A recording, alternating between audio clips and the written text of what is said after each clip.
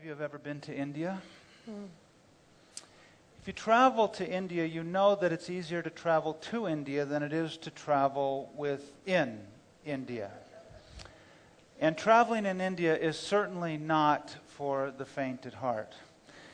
Jackie and I took a car, because it was the only way to get there, from New Delhi out to Pantnagar, which is in the foothills of the Himalayas, to visit an automobile manufacturing plant.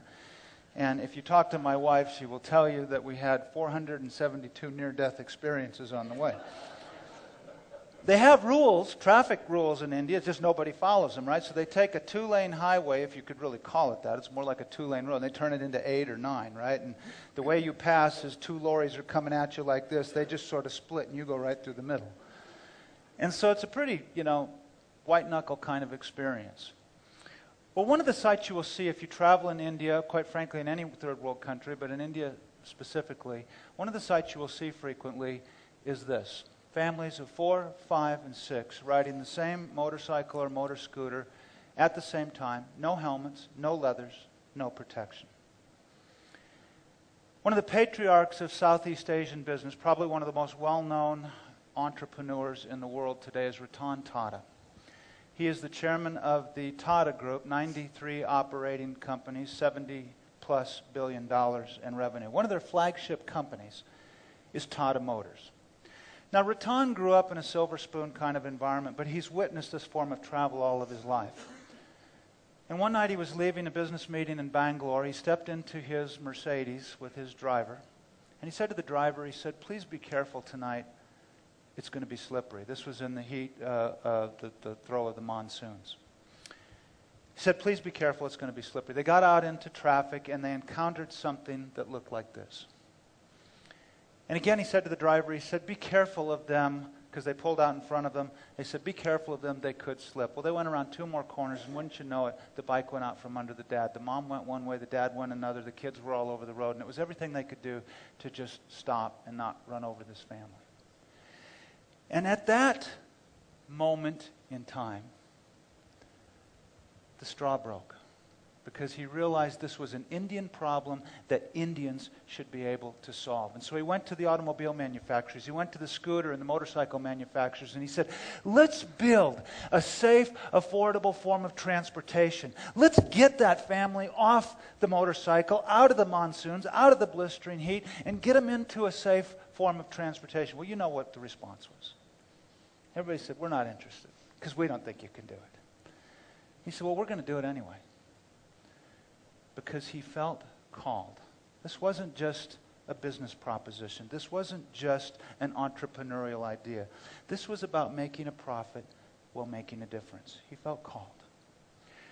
So they started to work on a small car that might be priced at a little more than the cost of a new motorcycle. He went to the largest auto convention in the world, the Geneva Auto Convention, and a Financial Times reporter got a hold of him and said, "Mr. Tata, we understand you're working on a small car project." He said, "Yes, we are. We're excited about it." He said, "Well, tell me about it." He said, "Well, we want to," and he told them what I just told you. And the reporter pressed, he says, "Well, what's it going to cost?" He said, "I'm not prepared to tell you that. We're in the initial embryonic design phases of this. We don't know what materials costs are going to be. I can't tell you that." He said, "Well," you know how reporters can press, right? He said, "Well, would 1 lakh rupees be about right?" At the time, 1 lakh rupees was the equivalent of $2,100 US. He said, "Yeah, that's in the zone. I'm not prepared to tell you, but that's in the zone." Next day, headline in the Financial Times read, "Tata's to produce 1 lakh car." And Mr. Tata said, at that point, I had a choice. I could go back and refute the headline, or we could take that as our charge. He said, the hardest time I had was going back to our senior engineers and convincing them that we could build a 1 lakh car. Now, what do you think the real experts in the auto industry said when they heard about this? They laughed. They said, "You know what, if he does it, it'll be a piece of doo-doo. It'll be 2 motorcycles welded together with some kind of cage in the top and cellophane windows. It'll be a piece of crap. It'll be an apology car." Well, I want to tell you, they grinded and they grinded and they grinded. And they stuck to their guns of the 1 lakh target, even after materials costs in this global economic meltdown went up by 40%. Jackie and I were in Mumbai 2 years ago for the launch of this car, and I'd just like to share a couple minutes of that experience with you because it was pretty powerful for us. I hope it will be for you.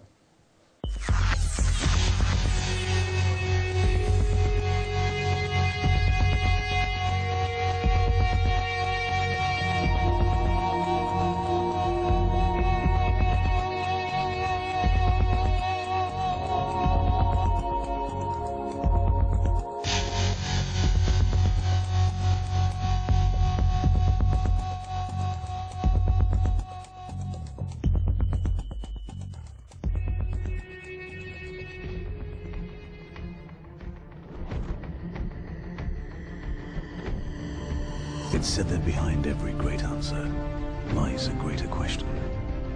And more often than not, that question starts with can you? Can you is a challenge, not just to yourself, but to all that has been labeled impossible. Can you incites you to rebel against logic, against the norm, against all odds. Can you is a journey of exploring possibilities, of discovering solutions. Can you sees the extra in every ordinary, the reality in every dream, and its many can yous that has brought the world to where it is today.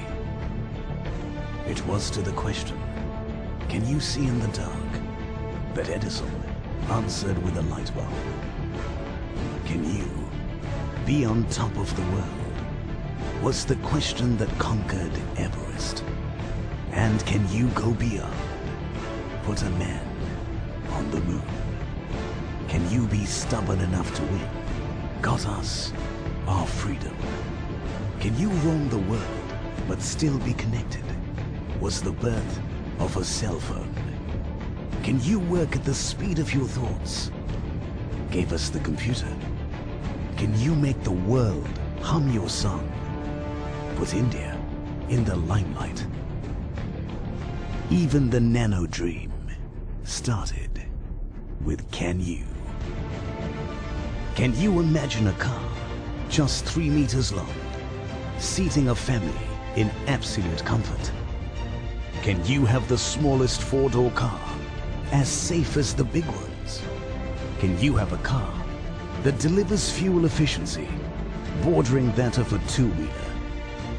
Can you imagine a car that impacts the environment the least? Can you imagine a car that breaks all class barriers? And can you imagine a car that will change the world again? And to all these can yous, we just have one thing to say.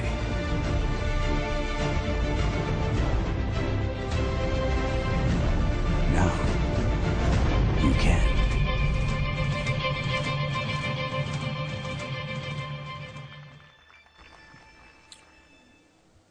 Let me tell you what attracted us to this story. This wasn't just a great story about innovation. It was certainly that. When you look at the costs they had to manage out of the process, the suppliers they had to get on board to help manage costs out of the process. It's a pretty heroic story.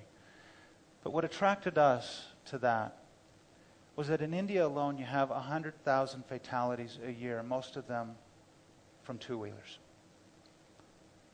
If he can put a dent in just 10% of that in India, and then we can extrapolate that to Brazil and Vietnam and Russia and China and Malaysia and other developing nations in the world, think of the impact that they're going to have. You want to talk about the power to change?